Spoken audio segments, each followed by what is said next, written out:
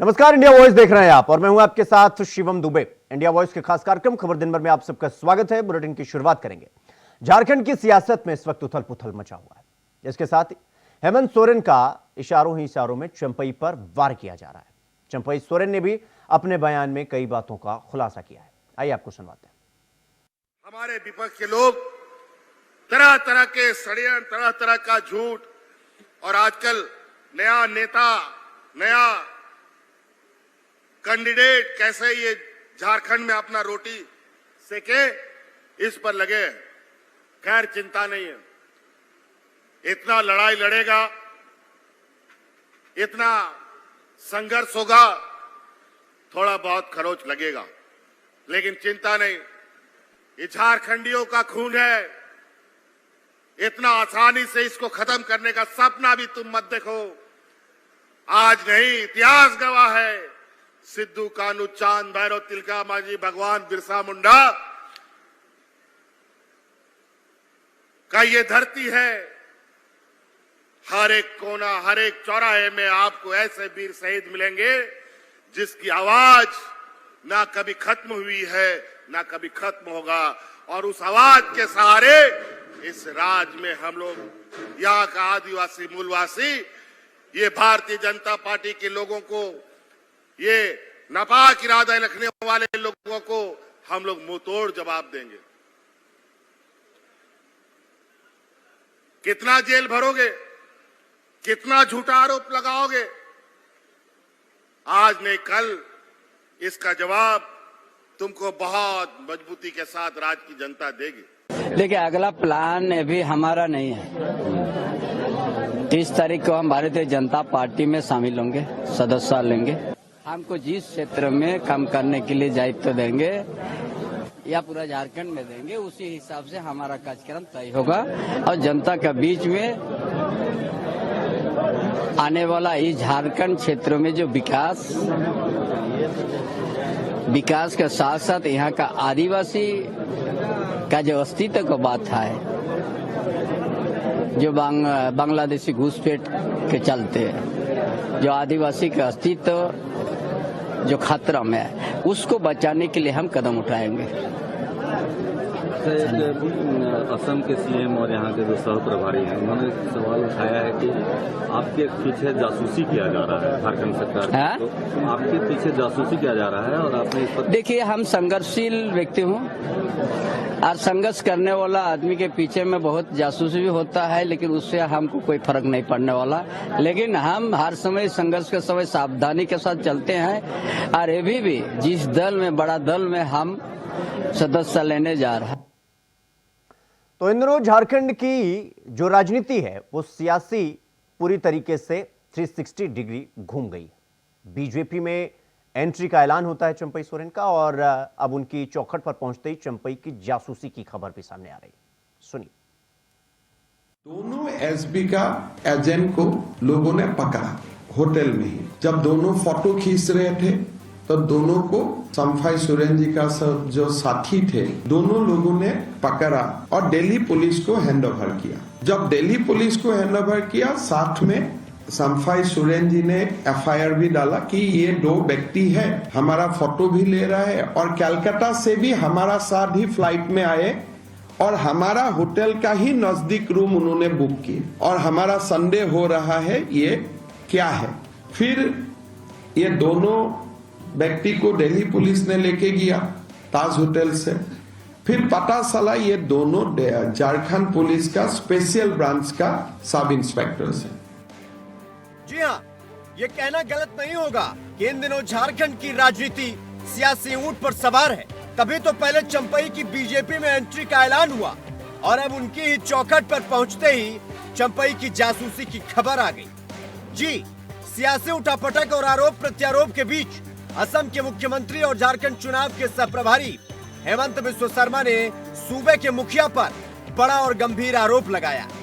हेमंत बिस्वा शर्मा का दावा है कि पूर्व मुख्यमंत्री चंपई सोरेन की जासूसी करवाई जा रही है और इसके लिए झारखंड पुलिस के 2 एसआई को लगाया गया था, जो कि अब दिल्ली के चाणक्यपुरी थाने में बंद है। बकायदा दावा यह भी किया गया कि स्पेशल ब्रांच के 2 सब इंस्पेक्टर चंपई सोरेन के हर मूवमेंट पर नजर रख रहे थे। हेमंत विश्व शर्मा ने आगे कहा कि आरोपी दोनों सब इंस्पेक्टर ने यह स्वीकार कर लिया है कि उन्हें संवैधानिक पद पर बैठे एक व्यक्ति ने जासूसी का टास्क सौंपा था। हेमंत यही नहीं रुकते, उन्होंने कहा कि चंपई सोरेन की एक एक गतिविधि की रैकी करने की ड्यूटी में आरोपियों को झारखंड पुलिस के आईजी प्रभात कुमार ने लगाया था। हेमंत विश्व शर्मा के द्वारा लगाए गए आरोपों का सिलसिला यही नहीं थमता। हेमंत ने आगे ये भी कहा कि इन आरोपी सब इंस्पेक्टर को तब पकड़ा गया जब वो चंपई सोरेन की फोटो ले रहे थे, और हंगामा तो तब और हो गया जब हेमंत विश्व शर्मा ने बताया कि एक महिला भी चंपई के कमरे में पहुंची थी। यानी कि हेमंत विश्व शर्मा का इशारा हनी ट्रैप की तरफ था।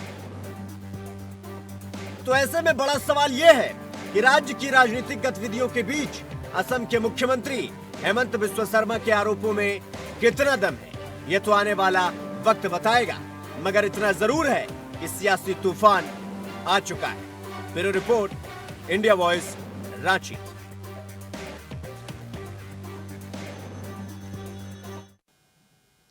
रुक करेंगे अगली खबर की ओर। मुख्यमंत्री योगी आदित्यनाथ अलीगढ़ पहुंचे, जहां उन्होंने 705 करोड़ की 305 परियोजनाओं का लोकार्पण किया। यहां सीएम योगी ने कहा कि जिन्ना की तरह समाज को बांट रही है कांग्रेस और समाजवादी पार्टी। क्या कुछ कहा मुख्यमंत्री योगी आदित्यनाथ ने, आइए आपको सुनवाते हैं।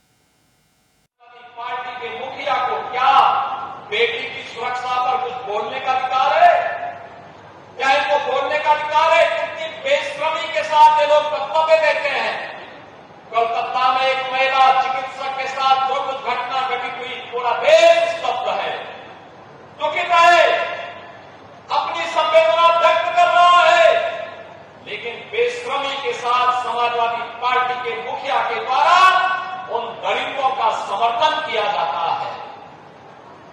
अयोध्या में एक निषाद बेटी के साथ जो कुछ घटना घटित हुई समाजवादी पार्टी के पदाधिकारी के द्वारा, कन्नौज में जो कुछ हुआ, ये सब घटनाएं ये बताती हैं कि कांग्रेस हो या समाजवादी पार्टी, इनके अंदर, बहनों और भाइयों, इनके अंदर लगता है जिन्ना की आत्मा घुस गई है, और जिन्ना की आत्मा घुस करके फिर से जिन्ना ने देश का विभाजन करने का पाप किया था, और इसीलिए अंतिम समय में घुट-घुट करके मरा था।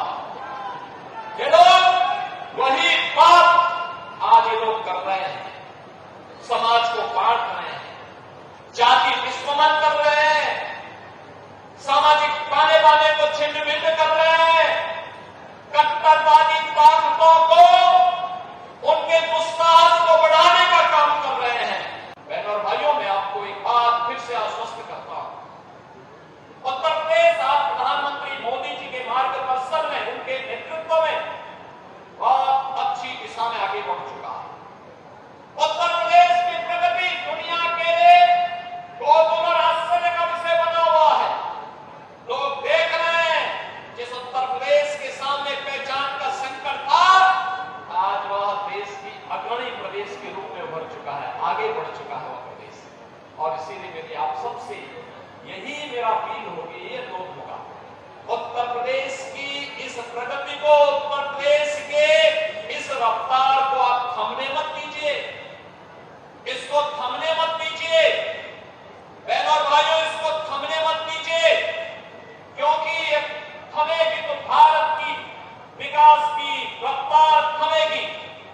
एक दंगाई फिर से आएंगे, एक गुंडागर्दी करने वाले फिर से आएंगे।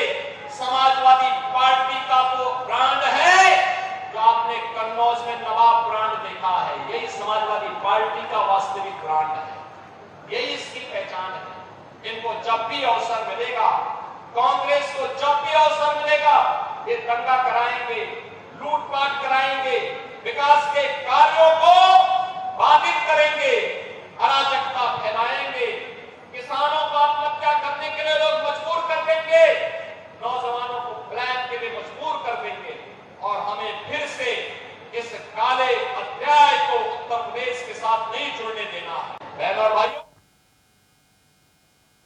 तो खबरों में आगे बढ़ेंगे। मुख्यमंत्री पुष्कर सिंह धामी का बड़ा बयान सामने आया है, जिसमें उन्होंने कहा कि सरकार ने उत्तराखंड के स्थापना दिवस 9 नवंबर से पहले राज्य में समान नागरिक संहिता यानी यूनिफॉर्म सिविल कोड लागू करने का संकल्प लिया है। अटल बिहारी वाजपेयी के नेतृत्व वाली केंद्र सरकार के दौरान 9 नवंबर 2000 को उत्तर प्रदेश से अलग होकर इस राज्य का गठन किया गया था। पहले इसका नाम उत्तरांचल था, जिसे 1 जनवरी 2007 को बदलकर उत्तराखंड कर दिया गया।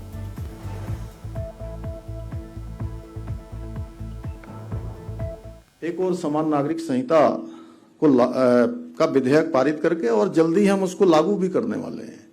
यानी कि 9 नवंबर से पहले हमने संकल्प लिया है कि समान नागरिक संहिता का हमारा कानून प्रदेश के अंदर प्रभावी हो जाएगा। वहीं हमने धर्मांतरण को लेकर देवभूमि की अस्मिता की रक्षा करने का भी एक बड़ा काम किया है, जिससे कि राज्य का जो मूल स्वरूप है वो मूल स्वरूप बना रहे और आने वाली पीढ़ियों को भी हम ये कहीं ना कहीं देवभूमि का स्वरूप बनाकर उनको विरासत में आगे बढ़ाने का काम करेंगे। चाहे अतिक्रमण की बात हो, इसके अतिक्रमण जो हटाने का काम हुआ है, एक बड़ा अभियान था, उसको हम कहीं ना कहीं एक बड़ा भूमि अतिक्रमण का रूप भी दे सकते हैं, कह सकते हैं। नकल विरोधी कानून हो, दंगा रोधी कानून को भी इस बार विधानसभा के सत्र में मंजूरी मिल गई है और ये सब ये साबित करता है कि हम जो कहते हैं प्रदेश के हित में। तो खबरों में आगे बढ़ेंगे। लखनऊ में शिक्षक भर्ती पर छिड़ी जंग के बीच ही राजधानी की सड़कों पर एनएचएम कर्मियों के प्रदर्शन में हाजिरी पर हाहाकार मचा हुआ है। एनएचएम के तहत काम कर रहे 17,000 से ज्यादा सीएचओ डिजिटल अटेंडेंस को लेकर प्रदर्शन कर रहे हैं और उनका यह कहना है कि एएमएस अगर सबके लिए जरूरी नहीं तो उनके लिए मजबूरी क्यों। देखिए रिपोर्ट।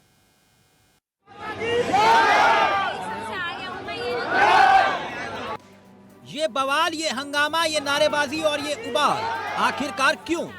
दरअसल उत्तर प्रदेश की राजधानी लखनऊ की सड़कों पर शिक्षकों के बाद अब ये स्वास्थ्य विभाग के वो सिपाही हैं जिन्होंने कोरोना काल में अपनी जान जोखिम में डालकर महामारी को हराने में जी जान लगा दी, मगर अब अपने हक के लिए आगे बढ़ रहे हैं। कह रहे हैं कि बस बहुत हुआ। लखनऊ में एएमएस प्रणाली यानी कि डिजिटल अटेंडेंस को लेकर 10,000 एनएचएम कर्मचारी मुख्यालय का घेराव करने पहुंचे, जहां पुलिस ने बैरिकेडिंग लगाकर उन्हें रोकने की कोशिश की तो पुलिस और एनएचएम कर्मचारियों के बीच झड़प और धक्का मुक्की जैसी तस्वीरें भी आई। ये तस्वीरें राजधानी की सड़कों की हैं, जो इस पूरे मामले पर हाल बयां कर रही हैं, जहां लोगों को जीवन देने वाले ये कर्मचारी अपने भविष्य के लिए प्रदर्शन करने को मजबूर दिखे।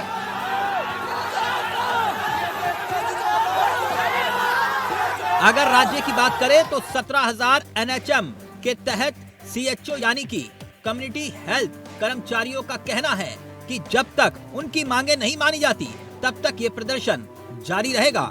2018 से स्वास्थ्य विभाग में काम कर रहे ये कर्मचारी किसी भी हालात में जिम्मेदारी से पीछे नहीं हटे, मगर पीड़ा ये है कि अब सरकार उनकी फरियाद नहीं सुन रही है। अब आपको बताते हैं कि आखिरकार एएमएस प्रणाली को लेकर कर्मचारी क्या मांग कर रहे हैं, जिस पर यह घमासान छिड़ा हुआ है। कर्मचारियों का कहना है कि एएमएस प्रणाली में सभी विभाग और सभी अधिकारी कर्मचारियों पर लागू हो, 4800 ग्रेड पे पर वेतन की मंजूरी हो, महंगाई भत्ता दिया जाए। मध्य प्रदेश, हरियाणा, बिहार, मेघालय और मणिपुर में ये व्यवस्था पहले से लागू है। एएमएस लागू करने से पहले भविष्य को लेकर सुरक्षा और 6 साल में नियमित करने की मांग भी की गई है। एएमएस लगाने वाले कैडर को सरकारी कर्मचारियों के तहत 30 ईएल की सुविधा, सीएचओ को अपनी इच्छा से जनपद चुनने की अनुमति, साथ ही फील्ड पर काम करने के दौरान वापस सेंटर पहुंच हाजिरी लगाने का जिक्र न करना भी इस मांग में शामिल है। ऐसे में एनएचएम कर्मचारियों की लंबे समय से ये मांग है कि सरकार के द्वारा उनसे काम तो लिया जा रहा है, मगर एनएचएम कर्मचारियों के भविष्य को लेकर सरकार उदासीन रवैया अपनाए हुए है। 21 अगस्त से प्रदर्शन कर रहे कर्मचारियों का ये भी कहना है कि जब तक सरकार उनकी मांगे नहीं मानती तब तक ये प्रदर्शन यूं ही जारी रहेगा। लोकतंत्र का मतलब होता है जनता के अधिकार, जनता की मांग, और सरकार का काम है उन मुद्दों को, उन मांगों को पूरा करना, जनता की मांग को पूरा करना, जनता के हर मुद्दे को समझना, सोचना और उस पर फैसला करना, जनता के हितों में फैसला करना। और ये सरकार तो तानाशाही कर रही है कि कोई अगर अपनी मांग उठाता है तो उसके ऊपर लाठीचार्ज हो रहा है, उसके ऊपर मुकदमे लग रहे हैं, उसको जेलों में भराया जा रहा है। एकदम अंग्रेज़ों वाला व्यवहार, जैसे अंग्रेज़ सरकार करती थी ब्रिटिश शासन में, कि किसी ने भी आंदोलनकारी ने कोई आंदोलन किया उसके खिलाफ तुरंत मुकदमा, तुरंत जेल। तो ये आंदोलन करने वालों के साथ आज की सरकार, भाजपा की सरकार कर रही है।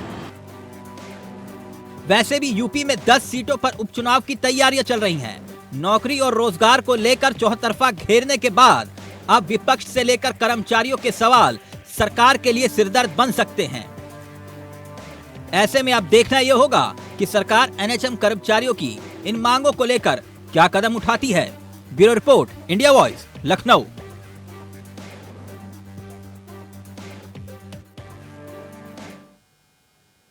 तो वहीं सुल्तानपुर से आम आदमी पार्टी के सांसद संजय सिंह का बयान सामने आया है, जिसमें उन्होंने कहा कि देश के लाखों कर्मचारियों से यूपीएस धोखा, फ्रॉड है।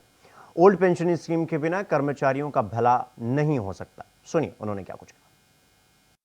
साल पुराने मामले में मुझे लोअर कोर्ट से और उसके बाद फिर सेशन कोर्ट से 3 महीने की सजा हुई थी और मेरे साथ कांग्रेस के नेता कमल श्रीवास्तव जी, संतोष चौधरी जी, समाजवादी पार्टी के पूर्व विधायक अनूप संडा जी, भारतीय जनता पार्टी के पूर्व नगर अध्यक्ष सुभाष चौधरी जी और वर्तमान सभासद विजय सेक्रेटरी जी को सजा हुई। और इस मामले में मैंने हाई कोर्ट में अपील दायर की थी, याचिका की थी। वहां पर वरिष्ठ अधिवक्ता सतीश मिश्रा जी ने बहस की और माननीय उच्च न्यायालय ने मुझे राहत देते हुए सजा पर रोक लगाई, कमल श्रीवास्तव जी की सजा पर रोक लगाई और जमानत लेने का निर्देश दिया लोअर कोर्ट से, ट्रायल कोर्ट से। यूपीएस जो है वो एक धोखा है इस देश के लाखों कर्मचारियों के साथ। यूपीएस ओल्ड पेंशन स्कीम के बिना कर्मचारियों का कोई भला होने वाला नहीं है। ये क्या स्कीम है? आप कर्मचारियों से ही 10% काट रहे हैं और उन्हीं को पेंशन दे रहे हैं। ये कौन सी स्कीम है आपकी? कर्मचारियों का पैसा लेके कर्मचारियों को पेंशन। तो यूपीएस जो है वो पूरी तरीके से फ्रॉड है इस देश के कर्मचारियों के साथ और उनके मन में काफी गुस्सा और रोष है। और दूसरी बात, इस देश के दलितों और ओबीसी के साथ भी ये धोखा है। क्यों है? आपने ओबीसी में उम्र की छूट दे रखी है, 38 साल तक सरकारी नौकरी पा सकते हैं। दलित और आदिवासी में छूट दे रखी है, 40 साल तक वो नौकरी पा सकते हैं। तो 25 साल पेंशन पाने का जो क्राइटेरिया है नौकरी करने का, इससे ओबीसी भी वंचित हो जाएगा और दलित भी वंचित हो जाएगा और आदिवासी भी, क्योंकि 36 साल में जो नौकरी करेगा तो 24 साल ही नौकरी कर पाएगा। 38 साल में जो नौकरी करेगा वो 22 साल ही नौकरी कर पाएगा। 40 साल में जो नौकरी करेगा वो 20 साल ही नौकरी कर पाएगा। तो दलितों, पिछड़ों और आदिवासियों को पेंशन मिलेगी नहीं, जबकि 24-24 साल तक उनका पेंशन के नाम पे पैसा हर महीने 10% कटेगा। देश के अर्धसैनिक बलों के साथ धोखा है, जो 20 साल के बाद रिटायर हो जाते हैं, पैरामिलिट्री फोर्सेस के लोग, उनको पेंशन कहां? तो खबरों में आगे बढ़ेंगे। हरियाणा विधानसभा चुनाव के लिए जेजेपी के साथ अपनी पार्टी के गठबंधन पर आजाद समाज पार्टी काशीराम के अध्यक्ष और सांसद चंद्रशेखर आजाद ने कहा, भीम आर्मी के कार्यकर्ता पिछले 7-8 वर्षों से हरियाणा में काम कर रहे हैं। हमने अपनी पार्टी के सबसे मेहनती लोगों को उम्मीदवार बनाया है, जिनकी जमीन पर अच्छी पकड़ है और व्यापक रूप से लोकप्रिय भी हैं। पिछले 7-8 साल से हरियाणा में भीम आर्मी के लोग काम कर रहे हैं। लोकसभा चुनाव में हमने सभी लोगों को मौका दिया कि वो लोग लड़ें, क्योंकि वो देश स्तर का चुनाव था। असेंबली चुनाव में और लोकसभा चुनाव में बहुत फर्क है। हमारी पार्टी ने वहाँ लंबे समय से तैयारी की है और अच्छे मजबूत काम करने वाले, जिनकी खुद की पहचान है, क्षेत्र में जिन लोगों ने काम किया है, ऐसे अच्छे प्रत्याशी और भीम आर्मी आजाद समाज पार्टी का संघर्ष हमारे। खबरों में आगे बढ़ेंगे। आपको बता दें कि जालौन के जेपीएस हॉस्पिटल में जच्चा बच्चा की मौत के बाद स्वास्थ्य विभाग ने अस्पताल को सीज कर दिया और अस्पताल के जांच के दौरान अस्पताल के डॉक्टर और स्टाफ के साथ दस्तावेज भी गायब मिले। इसके बाद प्रशासन ने बड़ी कार्रवाई करते हुए अस्पताल को सीज कर दिया। कुशीनगर के उरुई रोड पर स्थित JPS hospital doctor Akshay Yadav के नाम से यह हॉस्पिटल रजिस्टर्ड था।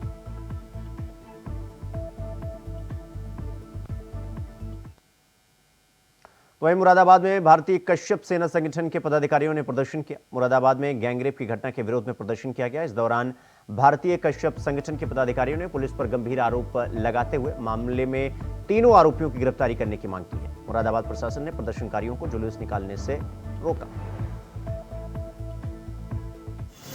देखिए, आज जो भारतीय कश्यप सेना का धरना दिया जा रहा है दिनांक 28 अगस्त 2024 को, ये बहन मोमबत्ती कश्यप के मामले में लेकर के दिया जा रहा है। 8 जुलाई को ग्राम भूड मरेसी के अंदर गैंग रेप करके हत्या कर दी गई थी और अभी तक उसमें कोई कार्रवाई नहीं की गई पुलिस प्रशासन के द्वारा। हमने 20 जुलाई को डीएम एसपी साहब को भी ज्ञापन दिया था और कहा था कि यदि पीड़ित परिवार को इंसाफ नहीं दोगे तो हम धरना प्रदर्शन करेंगे। और तो वहीं भारतीय जनता पार्टी की नेता कंगना रनौत के किसानों को लेकर दिए गए विवादित बयान पर वाराणसी के छात्रों में आक्रोश देखने को मिला। छात्र संगठन ने कंगना रनौत का पुतला दहन कर विरोध प्रदर्शन किया और कंगना के इस्तीफे की मांग की। इस बयान को लेकर सियासी सरगर्मी अब बढ़ने लगी है। इसी कड़ी में वाराणसी के छात्र संगठन एनएसयूआई ने कंगना रनौत के बयान पर आक्रोश व्यक्त कर विरोध प्रदर्शन किया।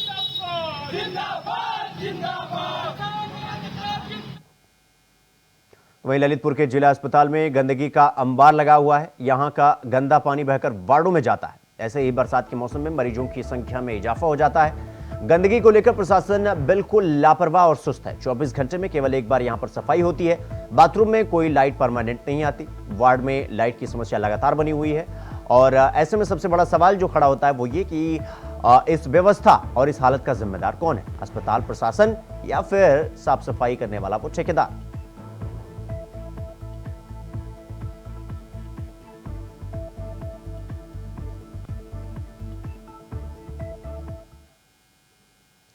अगली खबर मथुरा से है, जहां श्री राम जन्मभूमि तीर्थ क्षेत्र ट्रस्ट अयोध्या के अध्यक्ष महंत नित्य गोपाल दास श्री कृष्ण जन्मभूमि विवाद में गवाही देंगे। आपको बता दें कि श्री कृष्ण जन्मभूमि के पक्षकार महेंद्र प्रताप सिंह को मौखिक गवाही के लिए सहमति दे दी गई है। आपको यह भी बता दें कि इलाहाबाद हाईकोर्ट में विचाराधीन श्री कृष्ण जन्मभूमि केस में 4 सितंबर को वाद बिंदु तय किए जाएंगे और इससे संबंधित गवाहों की सूची भी दाखिल की जाएगी। और जैसा कि श्री कृष्ण जन्मभूमि का मामला माननीय न्यायालय में चल रहा है और इसी सिलसिले में पूज्य नित्य गोपाल दास जी महाराज के मुलाकात की और यहाँ पर मथुरा में आज उनसे मुलाकात हुई, तो हमने विशेष रूप से अब तक जो केसों में चल रहा है जो प्रोसीडिंग्स, वो पूरी प्रोसीडिंग्स उनको बताई कि किस तरह से हिंदू केसों को कोर्ट के द्वारा स्वीकार किया गया और पोषणता की जो एप्लीकेशन है उसे मानते हुए और मुस्लिम पक्ष की जो एप्लीकेशन थी उसे रिजेक्ट किया गया और अब तक पूज्य महाराज जी को केसों की पूरी वास्तुस्थिति क्या है उसके बारे में अवगत कराया और पूज्य महाराज जी के समक्ष हमने ये बड़ी निवेदन किया है कि अब यहाँ क्योंकि इशू फ्रेम होंगे 4 सितंबर को और 4 सितंबर को। तो खबर दिन भर में फिलहाल अभी के लिए बस इतना ही। देश और दुनिया की तमाम खबरों को देखने के लिए देखते रहिए इंडिया वॉइस। नमस्कार।